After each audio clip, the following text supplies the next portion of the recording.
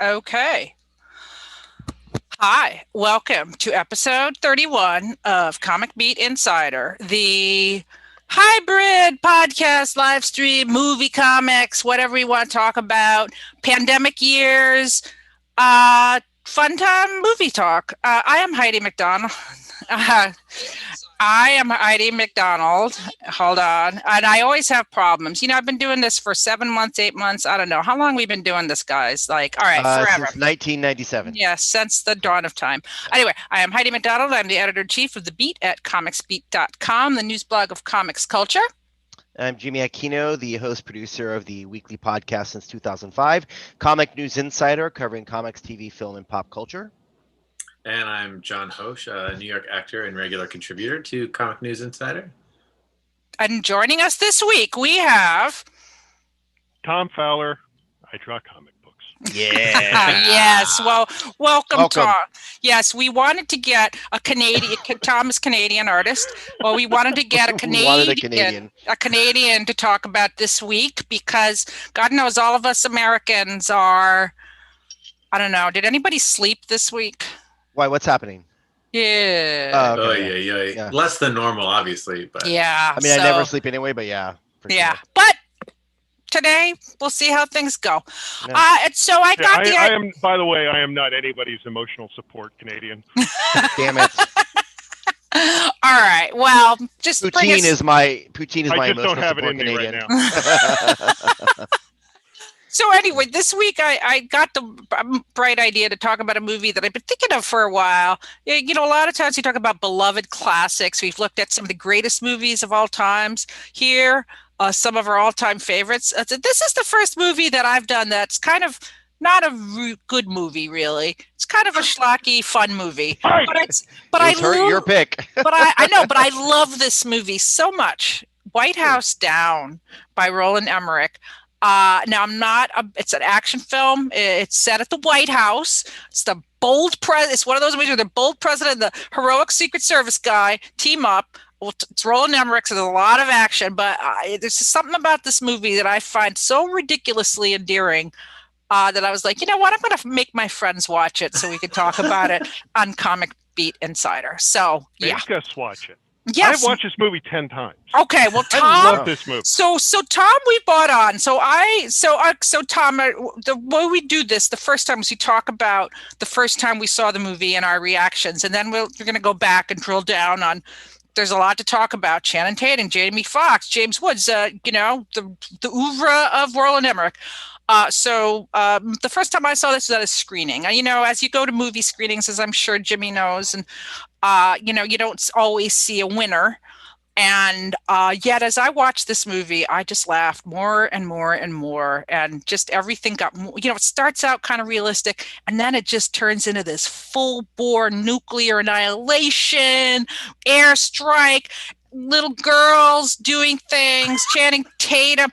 And it's just, everything about this, like, we must talk about the world's shortest car chase, right? That involves which is great. Which is great when it involves a car going in a circle. And that's all you need, really. All right. There's just so, yeah. Anyway, I love this. I am going to, just point of order, I am going to spend this entire, however long this is, convincing you of two things. That's two. One thing, two.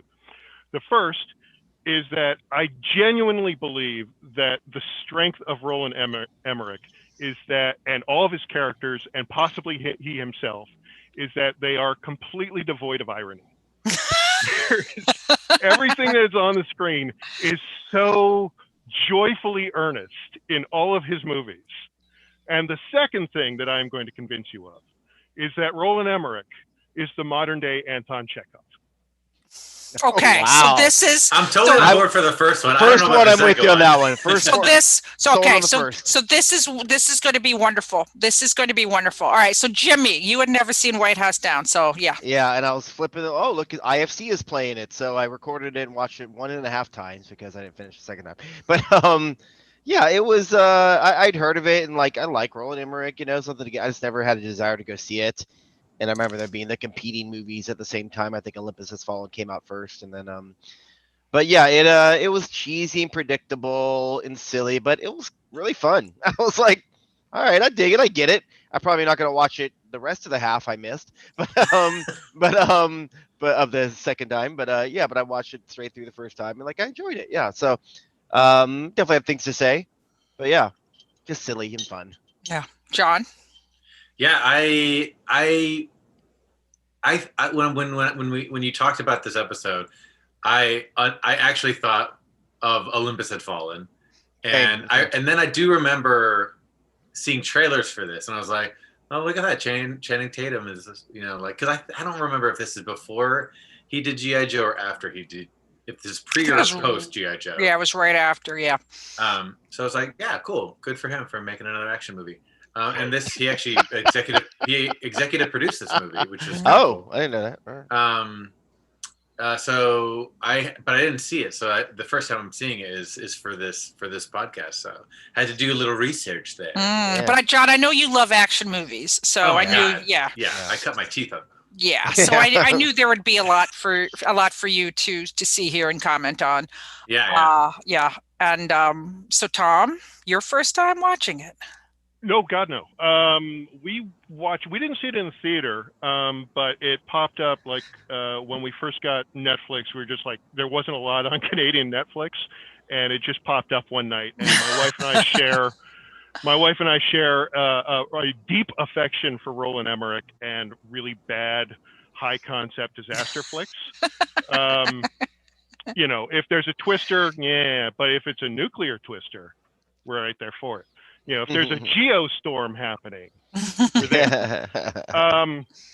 And call me when you guys do Geostorm, by the way. That one's another classic. Tomorrow. But we were like, oh, we thought we were over it. Like we'd seen a lot of like not great Roland Emmerich movies in the last decade. And we're like, no more. And so we put it on and we absolutely loved it from start to finish, just because it's everybody in it, like I said, it's so like joyously unironic. Yeah. Everybody in it seems to be having a good time. They're all charismatic as hell. Yes. And it's just a fun romp, and it does not in fact it almost it lavishes in the fact that it's just a fun romp. Like it's not, despite the fact that they actually, create world peace by the end. It doesn't, you know what I mean? Like it doesn't present itself as more than it is. And, as we've already mentioned, like the other one, Olympus Has Fallen, and all the other god awful movies in that franchise. Those are so dim and cynical and unfun to watch and joyless. I wanted to know the difference. I'm glad you told me. Good. Yeah. Okay. They are utterly joyless. Well, the funny thing about the Olympus Has Fallen versus this. So, okay, Olympus Has Fallen was a similar movie that starred Gerard Butler. My man, dear Gerard Butler.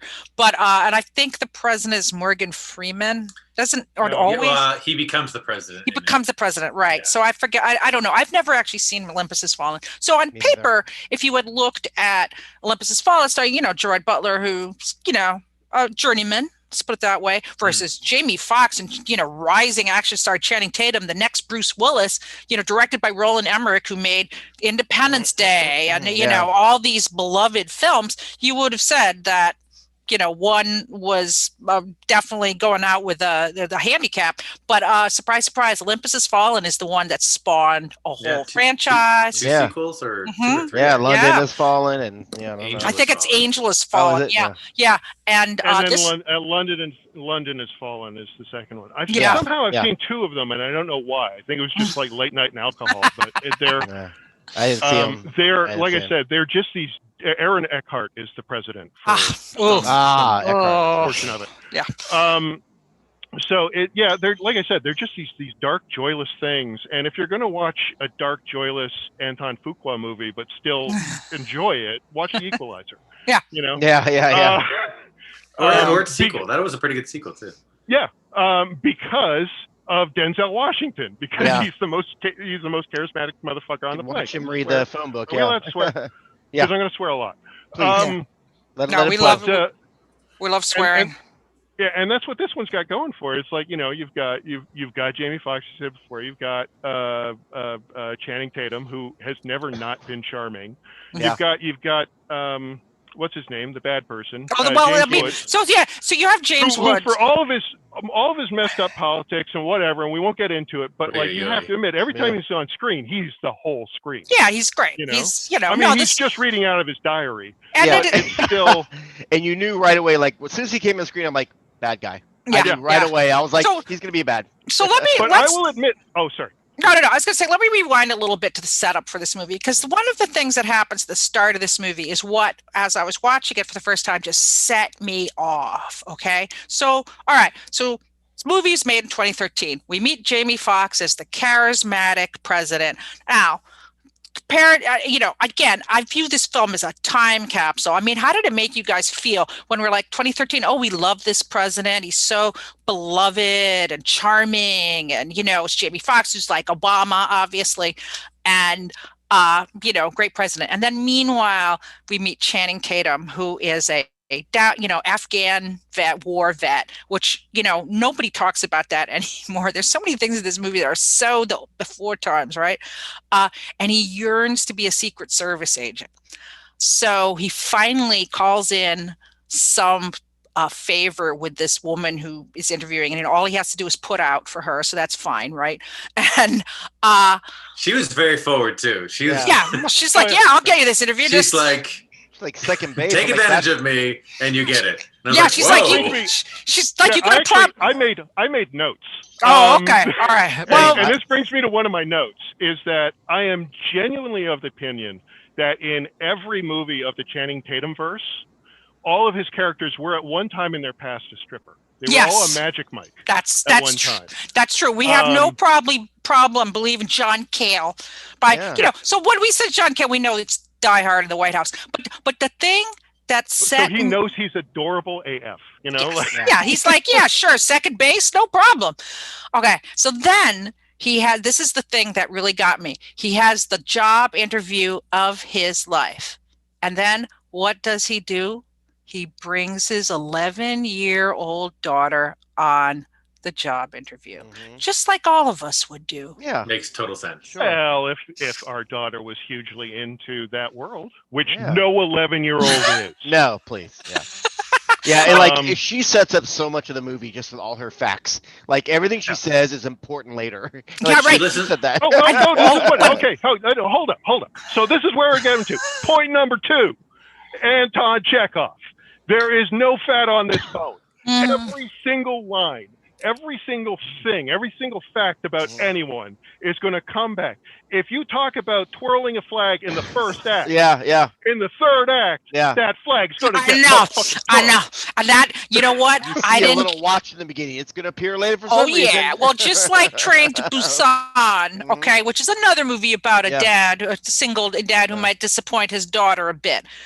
Those first 5 minutes set up everything. Then we learn that just as the dad in Train to Busan missed his daughter's recital, that John Cale, Channing Tatum, what did he miss? It's like his daughter's it was like a talent show, and but his flag twirling, flag waving. Yeah. So are you saying that squirrels in a treehouse are a metaphor for terrorists in the White House? Is that what you're saying? I mean, yes, I think so, and I agree. Fair enough. Done. What's funny is it's obvious, and like you said, like Die Hard in the White House. I mean, this is completely Die Hard. There's almost the exact same plot.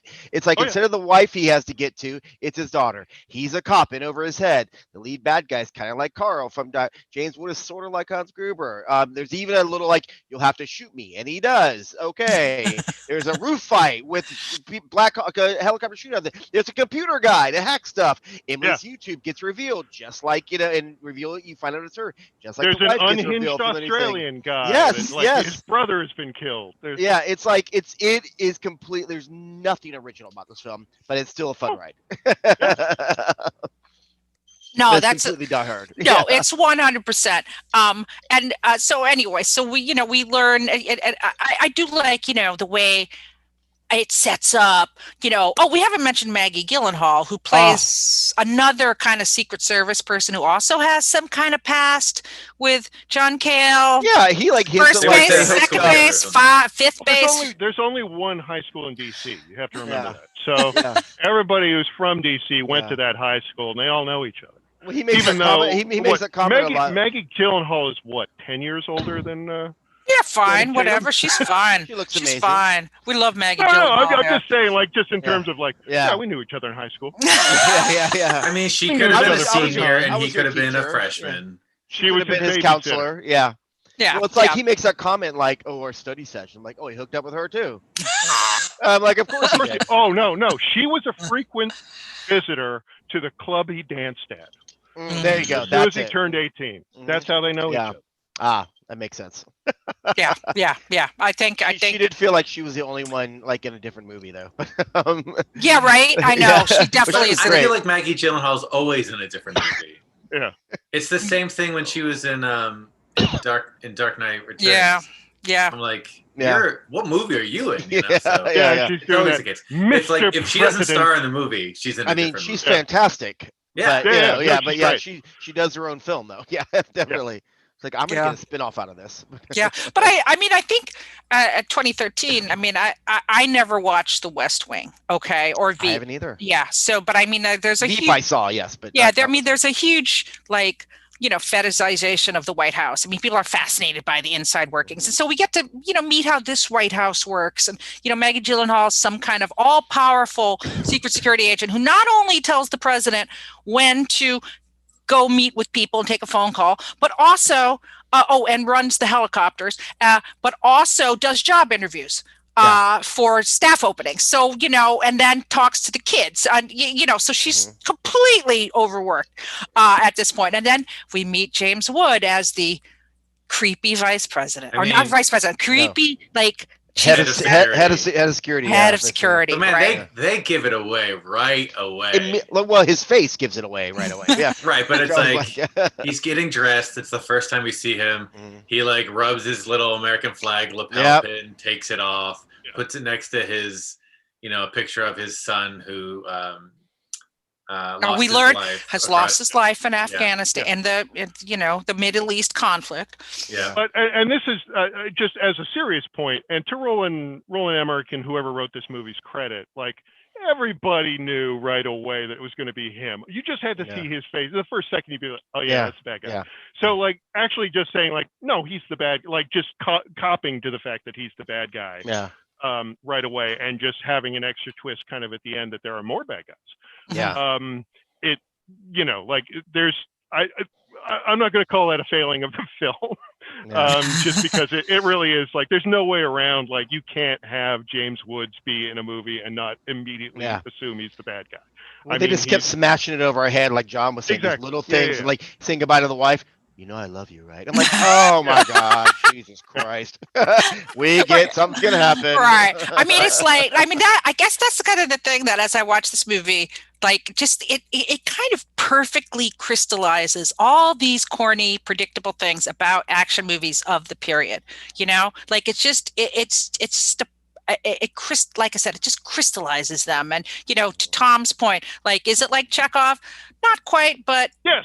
Sort of. Exactly like that. Yeah. Literally, I'm so serious, and I'm not just talking about at the very beginning. I'm talking about literally everything everybody says comes back at some point to be their big crescendo moment. Well, he doesn't hook up with that. He doesn't hook up with that girl that he got the job interview. No, with, so that's because he's going to hook up with Maggie Gyllenhaal. He trades up.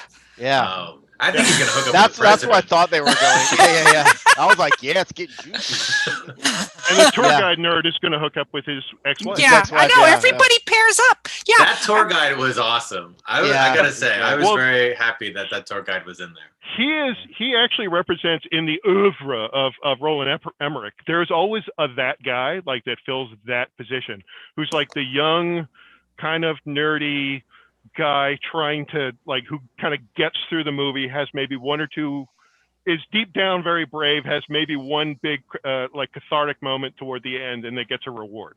You see them there are at least a couple of them in the Independence Day movies. There's Like they kind of run through all the way through like all of his movies. Would that be Hank Azaria in Godzilla? Or who? No. I'm not sure. I'm trying to you know who it was? Godzilla. Actually, this is the one thing I don't like about Godzilla. Because That's called excellent. Godzilla. Yeah. That is an excellent movie. It's actually, to this day, it's my wife's favorite Godzilla movie. Oh no! It's terrible. Uh-oh. She understands Intervention! Intervention! Oh, I've had this argument. I've had this argument. But like that guy in Godzilla is the nighttime soap opera actor, soldier guy, who at the who's that blonde guy who at the very end of the movie like gets something right. And we're like, wait a minute. Like he has this moment with his captain, like, well, were we supposed to be following? Did he have an arc? Kind of thing. But that was supposed to be his role in that. But there are a bunch of like all through Emmerich movies, you will always find that guy. And it's always like some, it's always some very charismatic actor that you'll never see in anything else ever. Well, like let's talk a little bit though about the oeuvre. Like, what is everybody's favorite Roland Emmerich movie? Oh, I gotta look it up. Jeez. Well, he did Independence Day. That's the one that everybody. It's tough for me to go anything past Independence. I mean, true. Yeah. That might be my favorite. You get Will Smith and.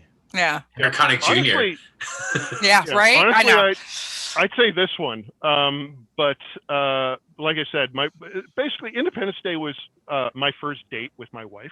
Nice. Who is now my wife. And it's actually how we track our real anniversary. Because we started dating a month before her birthday, but we saw the movie like a month after it had come out, kind of thing. So we're like, okay, so our actual anniversary is probably around July 26th, 27th, kind of thing. So going by that math, so when the second Independence Day movie came out, we were like, oh, hey, we've been together 20 years, because we're able to mark that and the age of our niece are how we time like how long we've been together. Well, my old joke whenever anybody asked me like, how did you guys meet, was like, oh, yeah, a friend of mine knocked up her sister. Nice. Well, I think Jimmy, well, my favorite. Don't say my favorite one. I'm looking at his thing here. I'm like, yeah, it's like I have to go back to Independence Day unless Yeah. Definitely not 2012. Definitely not like Day After Tomorrow or things like that. Yeah, I mean, he's made a lot of schlock. Yeah, I'm honestly thinking now that I just brought up his IMDb page and I forgot. I might have to go with Universal Soldier being my favorite movie he's done. Oh, I've never seen that. Really? I've never seen it. Yeah, Jean-Claude Van Damme. Is that Van Damme, right? Dolph Lundgren. Oh, whoa. Dead Soldiers. I need to Read see that. Independence Day. I watched it in the comic store I used to work at. Oh, we need to. You know what? I need to see this movie. Me too, Dolph yeah. and Jean-Claude together with Roland Emmerich directing. No. There's like Vietnam undertones and all this other stuff. It's wow. Yeah, because the problem is they're kind of dressed like the future people in the second Bill and Ted movie. That's the only thing that kind of kills it for you. They've got these like big, which one came up before kind of which, foam though? rubber things on all the way through. I'm also. Look, here's the thing. It's like I'm not saying Roland Emmerich is one of my favorite directors. I just think he's somebody whose movies fascinate me with their schlockiness. And Sure. Independence Day came out. There was another movie that was, aliens take over the White House, same time, Mars Attacks. Okay, Independence Day, huge, beloved, classic hit. And Mars Attacks underperformed. I love Mars Attacks. Sure. I actually do too. Do too. Yeah. No comparison. So But as I said before, it's like as the Emmerich of is completely devoid of irony. That's all Mars Attacks was. Exactly. It was irony, the movie. Right. So and then I saw 2012, which I don't know. Has anybody seen 2012? I know Tom, but when is it Jeff Bridges who has to heroically walk from Washington to New York Jake Gyllenhaal. He has to save his son is Jake Gyllenhaal. Oh, okay. Oh, that's not 2012. That's Day After Tomorrow. Oh, that's Day After Tomorrow. That's Day After Tomorrow. Yeah, sorry.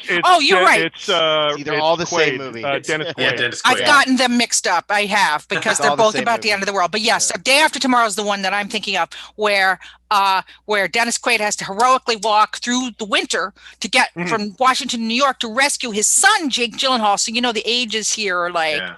Really, But who's holed up in the Library of Congress with yes, everybody from the bus from Speed, all discussing what should be saved and what shouldn't. In the best, again, irony-free scene. And goes, that this guy, is the Gutenberg Bible. And that Day After Tomorrow has an awesome that guy, Dash Mihawk. Oh yeah, the great Dash Mihawk, a classic character actor. And also the great thing about Day After Tomorrow is actually based on sound science. Like it really is. Like the way that the Ice Age comes back is like I remember like at the time like it was a year after it came out or something, and like I had to take a science class, and the teacher used Day After Tomorrow in the class. He's like, these are like the smartest people in Hollywood right now, because this is gonna happen.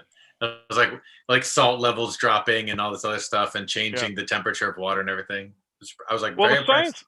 The science is all right. The people are all wrong. It's like there's no way. Like at the end of the movie, basically all of the surviving United States moved to Mexico, and Mexico's cool with that. Well, it's another. It is a movie. Yeah, it's a different mindset than now. Well, I remember in that movie they made a comment like, and in a reversal of whatever, blah blah blah, the Americans are rushing to try to get into Mexico and all this stuff. And I was like, oh yeah. Yeah. Now, so I haven't seen 2012. Is it the same as Day After Tomorrow? I feel like it is. It's based off of like the Mayan calendar. It's like the world is ending as prognosticated by Woody Harrelson, and deadbeat dad John Cusack has drives a mad limo. Has to save his estranged family and their new father, who is in every way a better human being than he is. And the last, I would say, the climactic moments of that film were obviously written by John Cusack's agents, because everything in the movie sets you up for John Cusack to hit. I'm spoiling the movie now, but everything. So we do that here all the time. Yeah, everything is set up for John Cusack to heroically sacrifice himself so his family can survive on the big Noah's Ark ships. Because the world's flooding, so they make all these Noah's Arks, and only the best of the best people who can. Or the richest of the richest, like all these Russian oligarchs and their shitty kids, and the shitty kids die. Oh, I remember the shitty kids. Yeah. You know what? I did see this movie. I just completely there's like a bunch of about it. Wow. Yeah, there's a bunch of Russian Augustus gloops. I did see. Wow. But the thing is, like, everything is set up for this like climactic moment for. I think they're trying to get the propeller running or get the kids out of some kind of flood situations or whatever on the boat.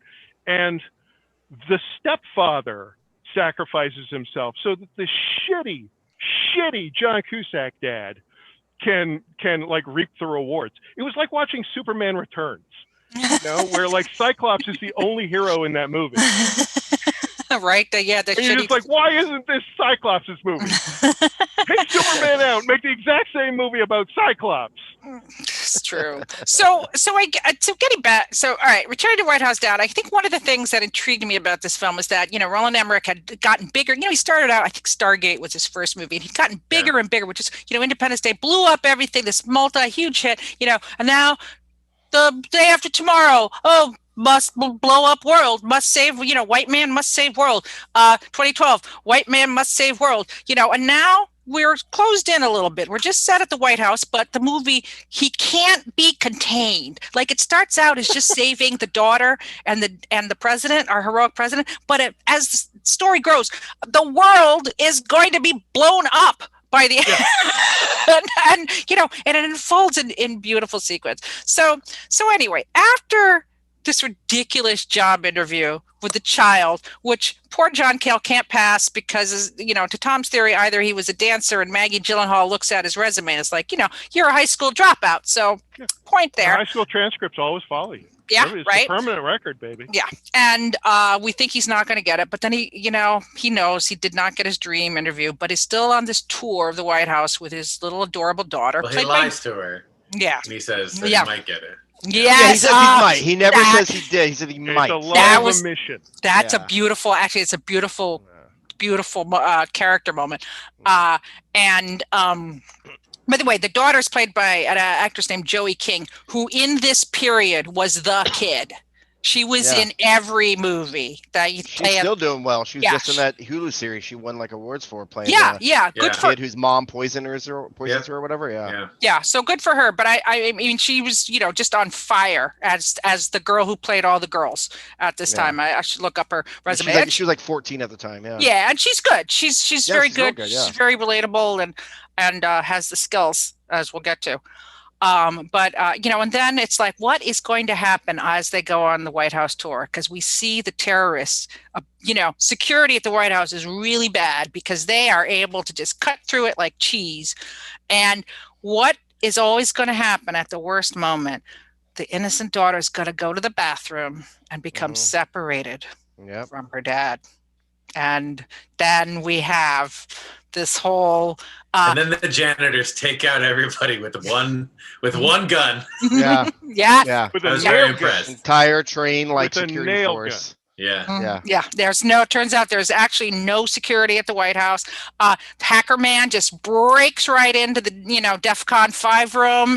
Nobody there, nothing. There's no surveillance. There's no security.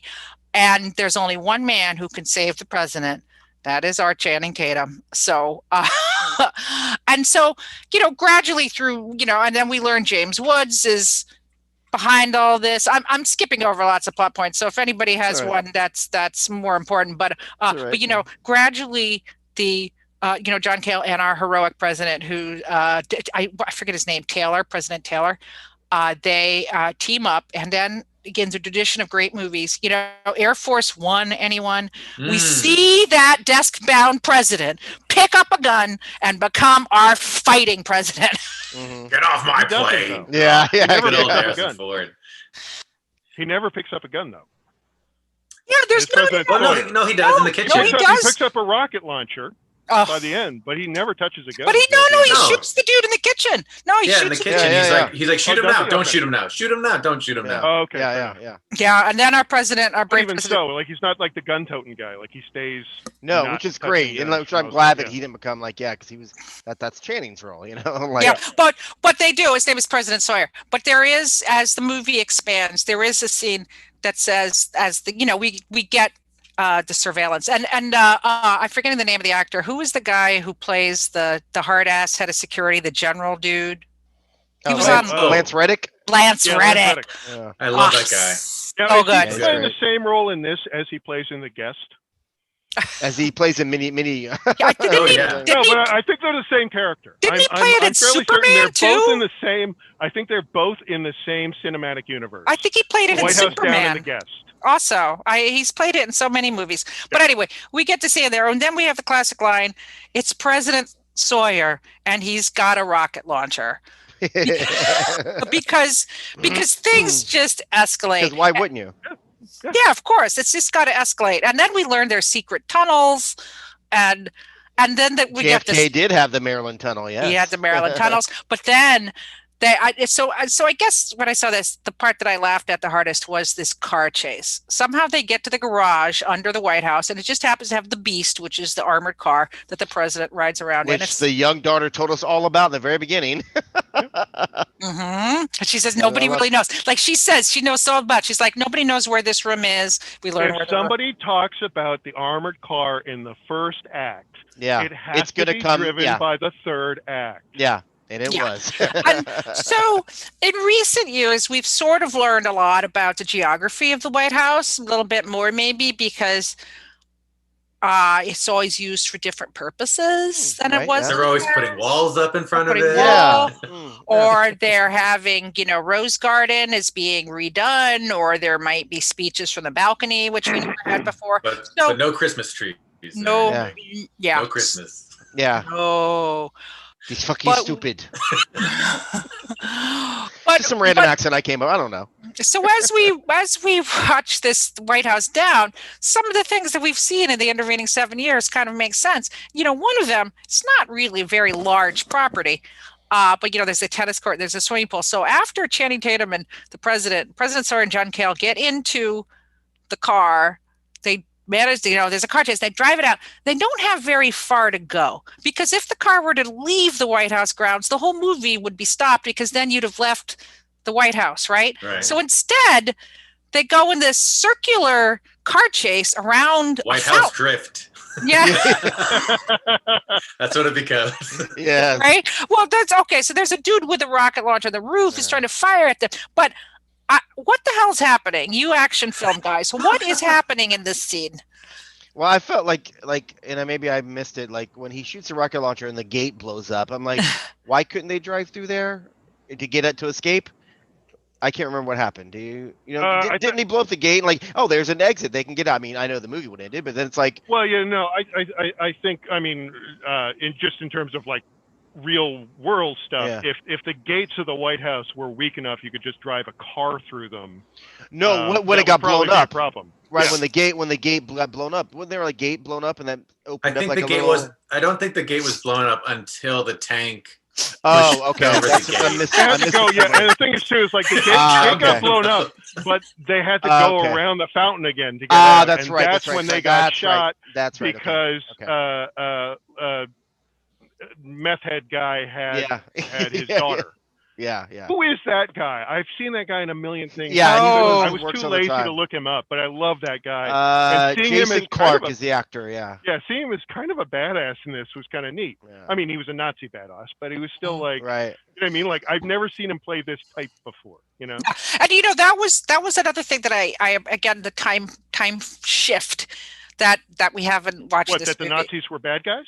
Yes, I know. You beat me to the punch. We all understood that bad guys were Nazis. Yes, Nazis and Maggie Gyllenhaal, who is the brains of the whole movie, is like, we've got to get the background. And they do the scene where they show the photos, and every action movie always the photos, the passport, and the dossier. And it turns out all of these terrorists who have taken out the White House have white nationalist, Nazi past, or right-wing militia, and I'm like, they're all in the threat matrix. Yeah. Exactly, it's a threat matrix. But the thing is, like, that's a real thing. Yeah, and it's like the science. It's like the science in the day after tomorrow. Like they're going through. Like it's obviously somebody had like a big book of White House stuff. Yeah. And they just gave it to the screenwriters and said, "Read this, make movie, bye." Like that was. So like everything, like all the. The science points, all of the, the factual stuff that's in there is all, I'm sure, completely true. Now, whether or not they fudged around with how it relates to other things, like obviously, like the computers don't work like that, and, this, that, and the other thing. But there's a kernel, like in most of his movies, it's like we were saying before, like the science is true. I think all of that stuff is just kind of from like the big book of White House stuff. Yeah. And I kind of appreciate that, however ham-fisted it is. And like I said, in the hands of somebody else who wanted to get all ironic with it or, make a point, this would be horrible. But because it's in our boy Roland's hands, he's like, oh, this is great. No, use all of it. He's perfect. Yes. Okay. So he does what? Rocket launcher? Okay. Sure. No, That's my spot on Roland Emmerich. Well, it sounded just like I thought he was in the room. I think move your hips. Move your hips. We want to see your hips.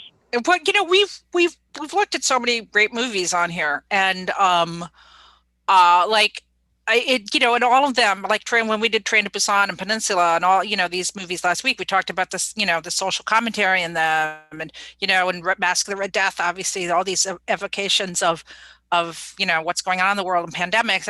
We often talk about the illusions and the subtext, and like to me, there's no subtext. Right, there's no subtext, but it's like this is a movie written by Garth Marenghi. I mean, subtext is Yes, it is the movie. Tom, we did an episode on Garth Marenghi, by the way. That was our, which we were all, in awe of. And you're 100% right. This is a Garth Marenghi movie. And I guess that's why. Actually, as an aside, have you guys watched Dean Lerner's Man to Man? Yes, I watched it. You should do that as a companion episode. It's great. Oh, yeah. It's so great. It's so... I love Richard Ayoade. He's so awesome, yeah. Did anybody watch The Mandalorian this morning? No, not yet. No, I don't have Disney Plus. No. No more. I'll say no more. Shut it. No more. But like this, Heidi. I tore myself away from the election returns this morning with my special coffee and my special breakfast sandwich. I got to do it before spoilers because I got to enjoy my Friday morning. Fair. But anyway, yes, the lack of I think what just fascinates me about this movie is that you can make something that has no irony whatsoever and no subtext, and like that, but was It's like fine. It is, but it just fascinates me, these projections. I was saying, oh yeah, white supremacists were villains then. Do you remember that? Yeah, it's crazy. Well, and it didn't work, so they had to go a different route. Yeah. It became a fantasy. Right. Yeah. And it's, okay. I mean, again, all these scenes, like after we have this ridiculous car chase around the fountain, then You keep saying ridiculous.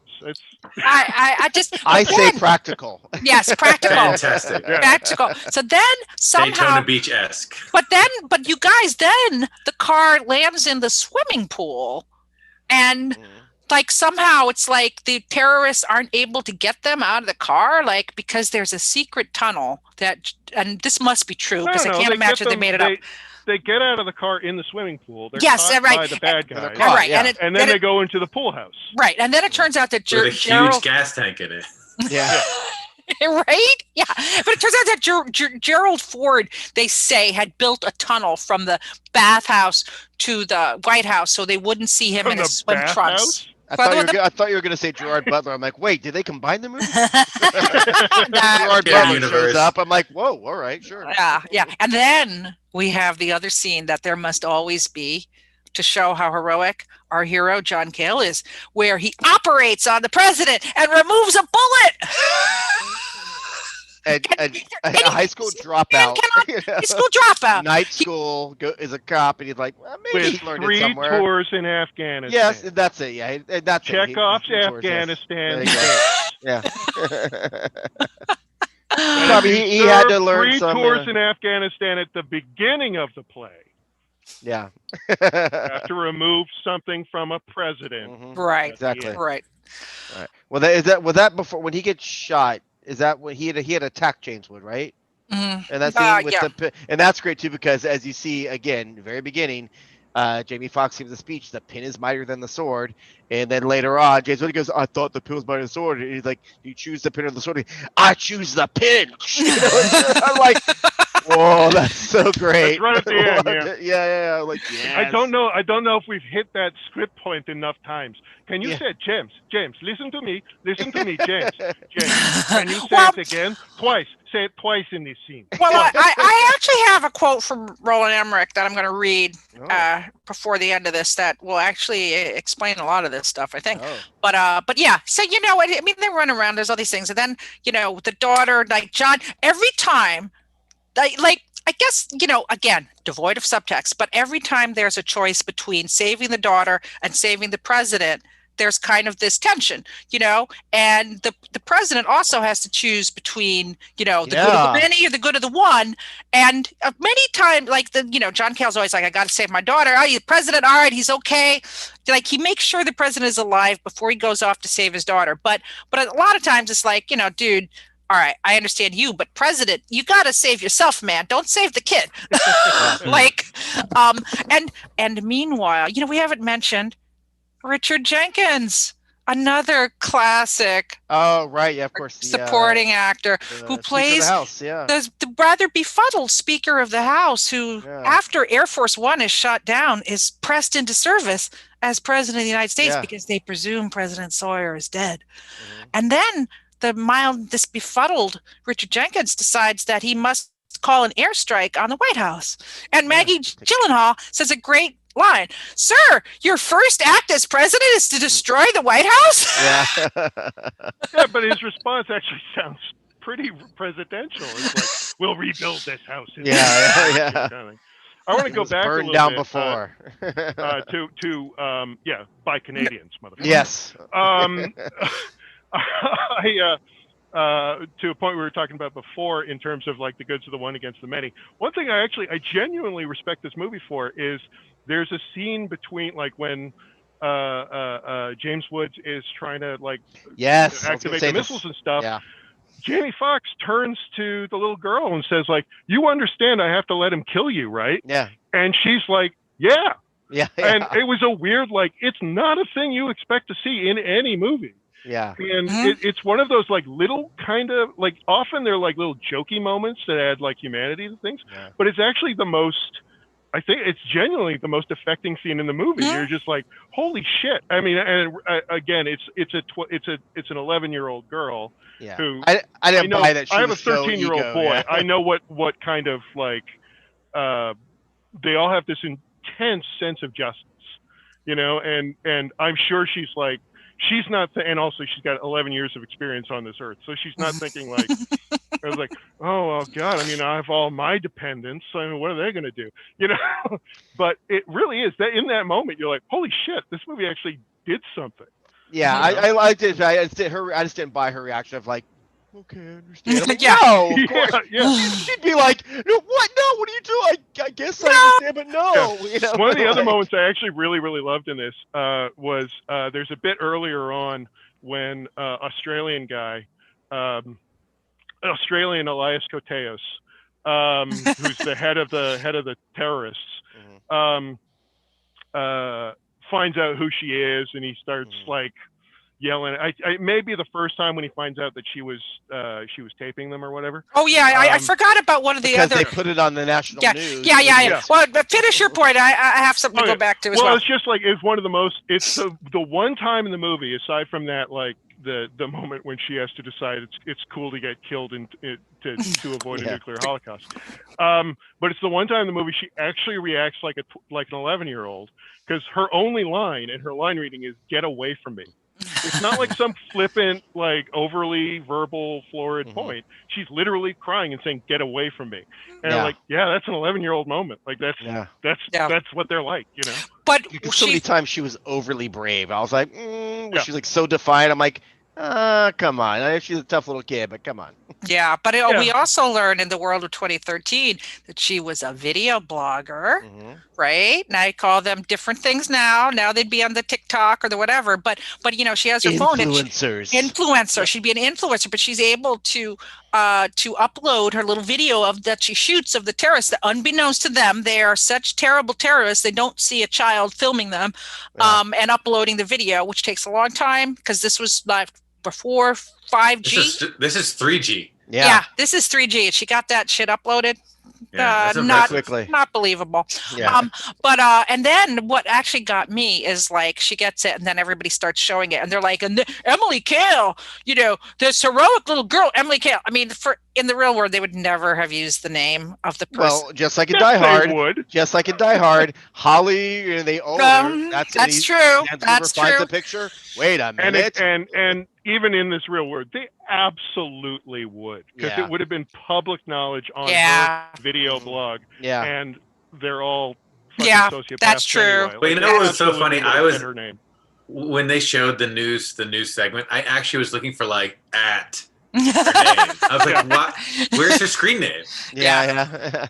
Well, I think that was funny, going back to for a second, during the White House tour, where they do that little meta thing where he's like, and this is the room where Independence Day blew up the White House. I'm like, you mention your own movie. Good for you. Look at that. Look at you. Right on. We should go back and see how many other ones he snuck in there. I know. I'm sure. Remember last year in 2012? I'll find out about my job interview. Yes, exactly. So anyway, yes, Tom, that's a great point though, actually, where like I said, you know, Fresno Star is like, oh, first I got to save the girl, but it's like, hey, blow up the world or save the little girl. We got to save the world. And, you know, the greater good. But then we got 8 minutes, you know, Maggie's on the phone with John. Is like, we got 8 minutes to save, you know, this airstrike is coming in. It's going to blow up.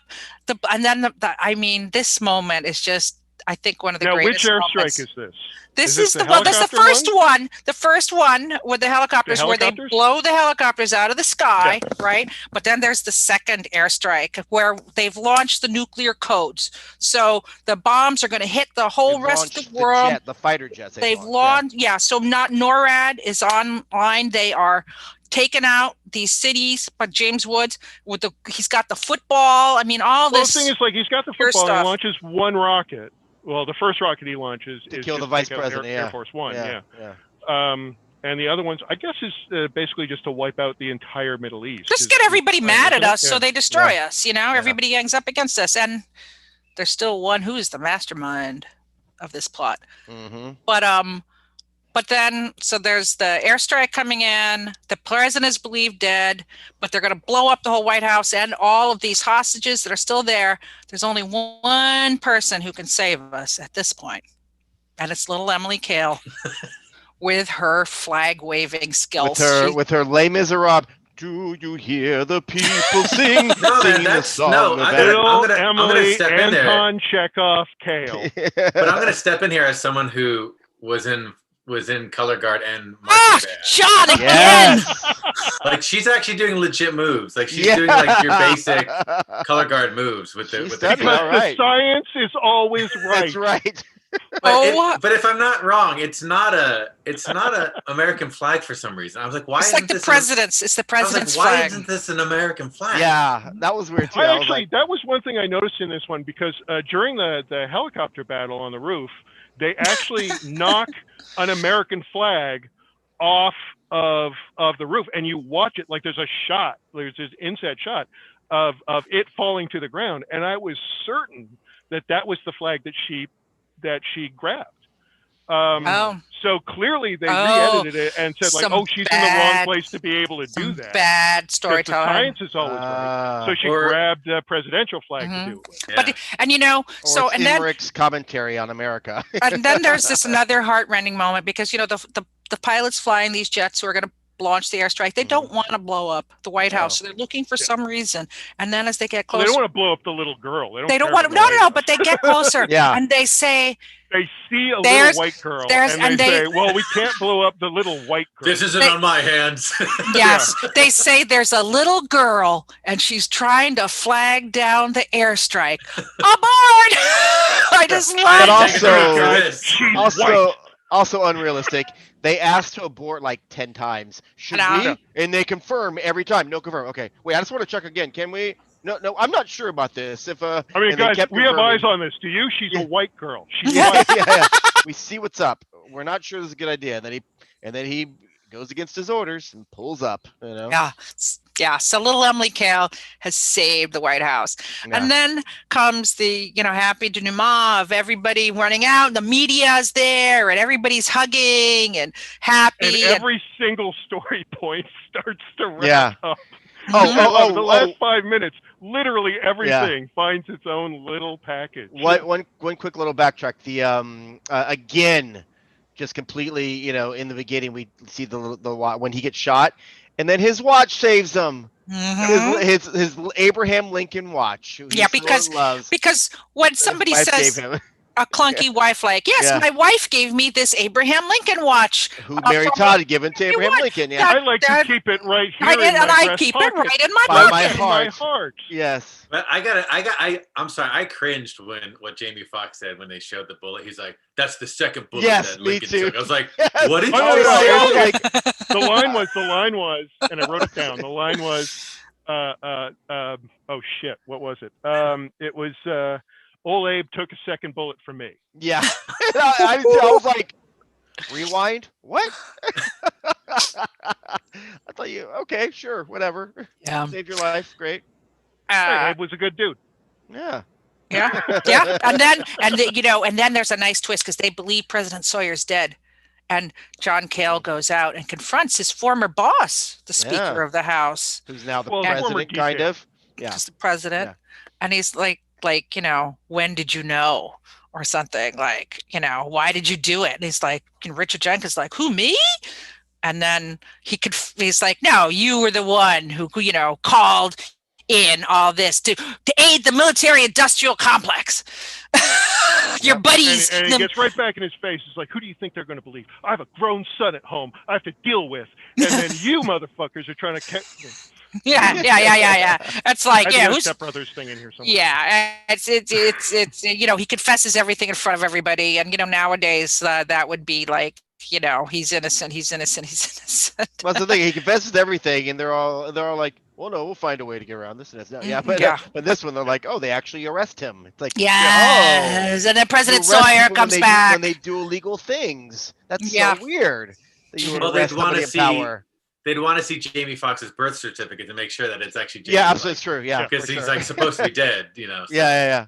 Yeah. Although, did you notice there's actually a shot? There's a bit really earlier in the movie where they show a piece of like a press conference where he's talking about growing up in whichever city with his mom and talking about the story. All of which is there to address like birtherism. You know what I mean? Like it's literally there to like there are all these like little things in there to just say like, oh no, this is what we're talking about. We don't want to get off. You know. No, it's true. It's true. And it's justice is restored, and then in a nice little callback. Like it looks like the tour guide is with the ex-wife, and then the girl who wanted to get some. We don't know what happened. She's a little disappointed. She's blown up. She's blown up. Oh, that's right. She died. Oh, she died. She never got to get some of that Channing Tatum. Never got to get the second base. She was supposed to go out with Maggie Gyllenhaal back in college to go see him dance, and she missed the opportunity. And it's the real tragedy of the movie. Yeah. Gets her chance. She has something to look forward to. And then the end of the movie, they all get on the helicopter. They do the thing. And including little Emily Cale, who exactly gets to ride. And Maggie Gyllenhaal takes a call and says, "Good news, Mr. President. It looks like there's world peace." Yeah, exactly. They're like, you saved the world. Which, when I first saw this movie, was the moment I burst out laughing. Yeah, I did too. Tears of joy. It's like, yes, you did it, Roland. You did it. Yep. You did. Yes. Look, good job, Mr. President. Yeah, you're right. So That's true. You know what? That's the best line of the movie. Yeah. There's a lot of great lines in this movie, but I do think that might be at that moment, I literally wanted like red stage curtains to close over the frame. And then that Porky Pig did. That's all, folks. No, just and then have like a like James Earl Jones voiceover in the background, and they all lived well. Exactly. So I'm a little fascinated though by Roland Emmerich's filmmaking. So I was reading some interviews with him, and I was just reading quotes. So they asked him, see how's Frosty? You know Stephen Weinrob, of course, Jimmy. He's at the Collider. Oh, yeah. He's one of the. Anyway, he's interviewing him about this movie, and he says the movie was made very quickly. Okay, and Emmerich says, well, then it's also good because I don't necessarily think longer is better. It's just tougher because nobody really does it anymore like that. But let's say the 80s and 90s, especially the 90s, when I came to Los Angeles, it was not so unusual to start a production and have it 14 months. The Fugitive. Anyway, he's just going on. He's just rambling on, this dude. And it's just like this guy has no game at all. So how long did it take to shoot? It was like the norm. Well, it's very short because Channing Tatum had another movie that they had to make. Oh, okay. The actor we wanted was Channing Tatum, and Channing Tatum had another movie to shoot come the 9th of October. So we have just his end date. That forced to accelerate, and he pulled it off. And that's maybe tough on editing and visual effects. That's the only department where it really matters. You have less time. Okay. Well, I mean, the thing is, though, I think at this stage in his career, Roland Emmerich was kind of in director's jail because he was doing TV, I think, right? Yeah. But like his previous two movies were cost a hell of a lot of money and were not received well at all. And so I think he was doing a lot of and who was his partner? On Independence Day. Oh, Dean Devlin? Yeah. Dean Devlin? Dean Devlin, yeah. So I think he was doing this is the thing. It's like they've been working together like almost exclusively since Stargate. So they have a real kind of like they have the machinery in place to really, whether it's TV or film, to really like knock these things out. So I think they probably shot it like TV and then took all their time to put as much visual as they could do it. But like they know how to like, and you know, I don't think there were a lot of rehearsals. I'll put you that way. Well, I mean, it's very it's as an action film. I mean, it's super well done. You're just everything flows, everything, and I love Channing Tatum. I mean, we already went all our love affair with Channing Tatum when we talked about Hail Caesar, but he's a really good action star, and I think anyway. I'd love to see him. No, he's great. I mean, he's charming. He's funny. Yeah, but his career kind of hasn't like he did Magic Mike, a couple of Magic Mike movies, and he's been trying to do Gambit forever, and he's kind of been a little bit like in. I mean, Logan Lucky was huge, and that was the last like big one that I saw him in. I'm sure Yeah. he's in other stuff. Like he kind of decided to do like little character like cameo bits. Like Yeah, Logan Hateful Lucky Eight and other things Kingsman like that. were the Yeah. last two. Oh yeah, he 2017. was in Kingsman. Oh, He was Kingsman barely, was- but he was barely in Kingsman. He was Yeah. just Yeah. like a Yeah. cameo in that. Well, wasn't really. that because of some injury he had or something? Wasn't there something going on with that? Or maybe I'm thinking of something else. Like he was supposed to have a bigger role, but something happened? Or maybe am I Oh, thinking maybe. of maybe That I'm sounds wrong. familiar, but I don't remember. Yeah, what exactly yeah. it I'm not was. sure what it was. Oh, Yeah, yeah, some sort of injury. I don't know. All right, maybe not. but And he just went through a divorce and everything, so yeah, that's maybe, true. Maybe Yeah, maybe the injury was his heart then. Oh, All right. but That could be it. yeah. I mean, I think Oh, he's well, apparently Roland dating Jessie J. Oh, good for him. Yeah, All right. and also Roland Emmerich has a new movie that's about trying to blow up the moon. What?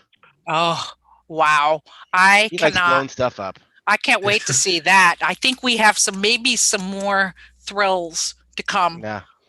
for from sure. the man. Seeing that in the theater. Yeah. Oh yeah. Oh yeah. We'll be in Stuff I the can do here theater. in Canada. Yeah. We will. Can you go to the movies in Canada? Well, I was mentioning before we got on, I've got a friend who's got who runs an independent cinema, and they opened for a little bit, and then they had to close again, and they're opening again this weekend. So I don't know how many people are allowed in, but I'm there as much as I can be. All right, right on. Yeah, don't have it in New York yet. They have them in Jersey, but I certainly am not going out to Jersey or to see a movie. And if they open them here, I probably won't. Oh go yeah, see and it. like the multiplexes are open, but there's no way in hell I'm going Yeah. to any of them. So Mm-mm. Yeah. Yeah. No, for sure. I hear. So But- anyway, that's White House Down. It's just silly Yeah. fun. Any other thoughts about it, guys? Or Jimmy, you do recasting, John? Yeah, I have a go. Yes, Actually, go ahead. I do have my thing. I want to give kudos to the set design of this film because Oh, they all right. weren't allowed to go inside the actual White House, so they That had to wasn't build shot on the everything. White. Oh. They didn't do that. They didn't do White House or 22 or 1616 drift on the White House lawn there. 1600 drift. Yeah. Yeah. if I So, remember, they- oh sorry, go on. Oh no, they were just gonna say. So they had to do a lot of research, and I feel like when I was watching this, I was like, oh, there's not as many Roland Emmerich explosions in this as a normal movie and stuff like that, and I feel like a lot of the money and the manpower that was used in other movies to make big, huge explosions was like, no, we got to make this set authentic. You know what I mean? So I felt like they generated a lot of energy in that, and I never questioned it. So Oh, go on, Tom. They used the geography of the White House really well. I mean, like, Mhm. and what I was starting to say earlier is, if I recall correctly, there are a couple of places somewhere in the States where they basically, independent of anything else, somebody has like built a complete scale replica of the White House so that they can rent it out to film. Oh, wow. And so Oh, a that's lot of awesome. shows where they have like a lot of White House shows, a lot of like this is probably a pre-existing set that like West Wing or that Kiefer Sutherland crap show or any number of other like White House style movies has been shot on. Like these are pre-existing things that have been around forever, and they're all just like they've been meticulously researched and built so that they can be rented out to American film companies to shoot movies like that. I'd buy that. Yeah, Yeah. I'm not sure this film was made there. I think they did, sets, and a lot of it is there's. Oh, I wouldn't be. I mean, I'm there's just saying, like CGI. that kind of yeah. thing exists. There's Yeah. a lot of CGI. Yeah, there's a but lot. they of, did do like you do get a really good sense of the space, Mhm. and they use that space really well. Yeah. Almost in a Jackie toward like that kind of Jackie Chan like okay, we're gonna go in this room. Here's all the stuff we can use. There's a basket We'll of use it apples all. over there. Yeah. I'll punch you in the face with that. There's a shopping cart over there. I'll dive through there. But there's a lot of really great kind of like flipping of tables and sliding around and Yeah, Man, it is. Well, the only thing with this movie, as with most movies, it seems, even though it's only 7 years old, Now, something I like to do is it's got like Jamie Foxx in it, and then Lance Reddick in a small part. But then I feel like Roland Emmerich, like, well, that's enough diversity. Everyone else can be white. So, being of Filipino descent, John is as well. John's a working actor. I'm a recovering actor. I like to recast and make modern remakes, usually with an all Asian cast, sometimes just other ethnicities, be it Black or Latino, whatever. So I have a recasting for this. If you want to do a screen share, allow my screen share here. Oh, yes. Let me allow Jimmy to share his screen. Yeah, for sure. Oh, shit. No, that's the wrong thing. Multiple. I do not That's the wrong folder. I do not want to show that one. Yeah, right. Okay. Don't let me show that. That's my Channing Tatum folder. Yeah. I'd heard of this ahead of time and actually did a little while I was watching it. I did a little. Did you? Okay. So I'm curious how they match. Contrast. All right, great. So is our screen share on? We there? Yeah, right? It should be on. Yeah, it should be on now. Can you see my screen then? I haven't gotten a. No, you have to do it, Jimmy. I have to hit share screen. That's what I got to do. Great. Yeah, we still learn. We never do it right. There? Yes. Yeah. This is just a Wikipedia page you're looking at. There you go. All right. So for the 2020, because I want to surprise you. So it's Channing Tatum, who was like 33 at the time, as John Cole. If you guys he's worked a lot, this actor, but you probably remember him best as a best friend in Crazy Rich Asians. Chris Pang. Oh, I mean, look at him. Come on, sexy dude, like little Channing Tatum there. Right there. Look at that smile. He was in the new Charlie's Angels remake. Yes, he was, and he was also in that Crouching Tiger, Hidden Dragon sequel from a few years back. So he knows how to fight. He's very athletic, obviously. Can I say who my pick was for this? Sure, yeah. Henry Golding. Yeah, Henry's very charming. Yeah, for sure. Henry, who played, of course, the lead in Crazy Rich Asians. Yeah, he's gonna be Snake Eyes. Yeah, he is. It'd be awesome. Yeah. And then since Jamie Foxx was the president, I'm gonna gender switch this, because Jamie, he could still do it, but it's 7 years later. Let's give it to somebody else. Let's go with Kerry Washington. Yeah, right there. Great, right? Well, Kerry Washington. Great chemistry. Yeah, for sure. Good chemistry. Yeah. And then Maggie Gyllenhaal, even though she was in her own movie, plays here's her official title: the Secret Service Presidential Detail Deputy Special Agent in Charge. That was her apparent title. So, another actress who I think needs to get a little more recognition. She's starting to, and got a little too much hate for a certain movie she did, but I love her. Kelly Marie Tran. Oh, very cool. Good one. Fantastic. Good one. Would love her. I'm enjoying this movie. Yes. Thank you very much. And as our evil, Jason Clarke, who played Emil Stentz, the ex-Delta Force CIA guy in charge of all the mercenaries. Let's go with Tony Jaa. Come on. Yeah. Yeah. Nice showdown. Big fight at the end. Real fighting. Yeah. For sure. Yeah. And then in the Richard Jenkins role, I'm also going to gender swap this one. That's Speaker of the House, who eventually becomes the president. She has played some really great, both good and bad, like good person, bad person roles. But I think she played nice little Speaker of the House here, Michelle Yeoh. Oh, come on! I'm loving this movie. Yeah, I'm loving this movie. Might be better. Yeah, right. I'm the same. Joey King, the fantastic young actress, is 14 at the time, is Emily Cole playing the daughter. Now we all just saw Peninsula, the fantastic older daughter who drives everyone around. E-Ray. Perfect. Oh my God, she's so fantastic. You watch interviews with her. She's 14 in real life. She is so smart and adult, and she's a really great actress. And looking forward to more stuff she does for sure. And there's just a few more here. We have James Wood, who was 66, 67 at the time. We need someone, I just didn't buy any scenes where he was fighting with Jamie Foxx. Jamie Foxx could have easily overpowered him, So we need somebody that you might not, even though he's older, he's still got some fight in him. Don the Dragon Wilson. Come on. Come on. Man, he is awesome. Yeah, I loved all his movies in the 80s. That's what I'm saying. He, you believe that he could take out, good one. Like that. This is the only other bit of mental casting I had was Beat Takeshi. Oh yeah, Beat. I love Beat. Oh, Beat is great. Tom's got some good ones. Tom's got some good ones. Thank you. Because that would be also the right kind of a right age, but also the right level of crazy. I think Beat's a little older, but yeah, for sure. Yeah, yeah, Beat has a great look. Well, Beat Takeshi from Fireworks, at that stage. Gotcha. We did do Battle Royale as well. We've done the movie. Yeah. So, yeah. I still have not seen. Oh, you got to see it. So good. The only version of it that I can find is dubbed. and I don't want that. Yeah, you got to see the original. And then Jimmy Simpson, who was 37 at the time, played Skip Tyler, the computer genius. You probably she works all the time, but people first saw her in, was it Knocked Up, and then she was on House and does a lot of comedy and voiceover. Charlene Yee. Nice. She's great. I love her. One. She's good a one. big computer nerd. You know, and then finally, go ahead. No, go on. So the last one we have is our lovable tour guide. Again, I'm going to gender swap this one.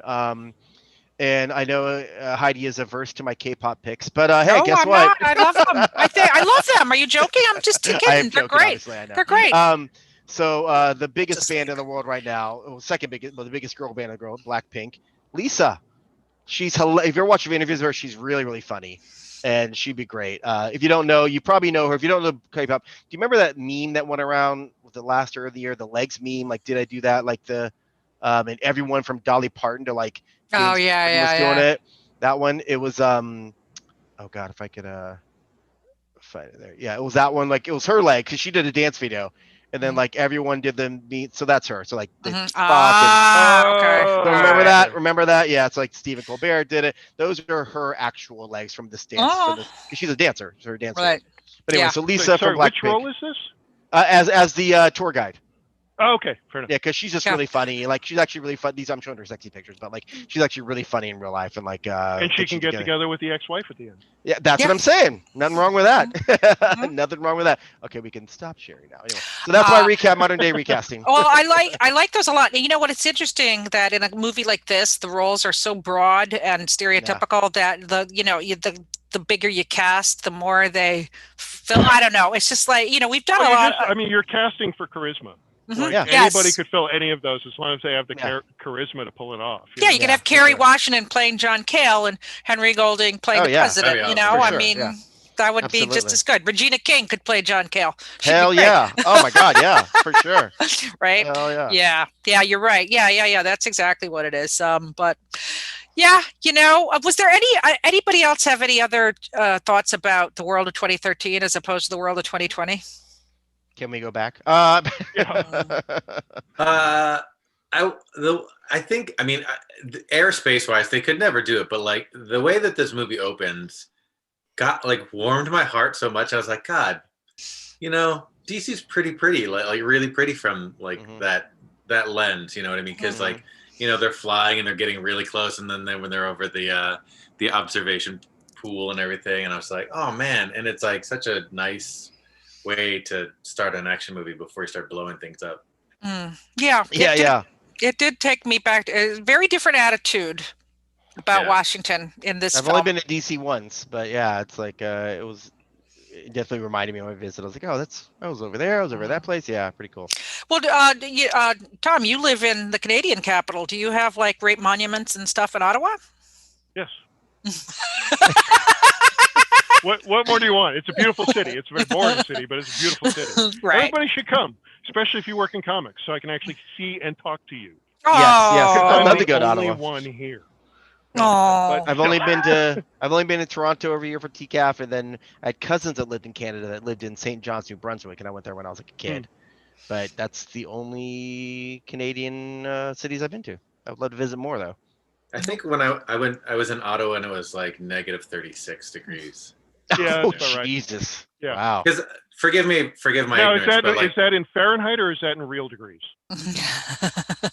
I could correct. All I know is it was like colder there than on the moon. They said. Yeah. That's about right. Yeah. Well, that's why Roland Emmerich wants to blow it up. So yeah. There you go. Yeah. Bring it back around. That must have been a beautiful June evening.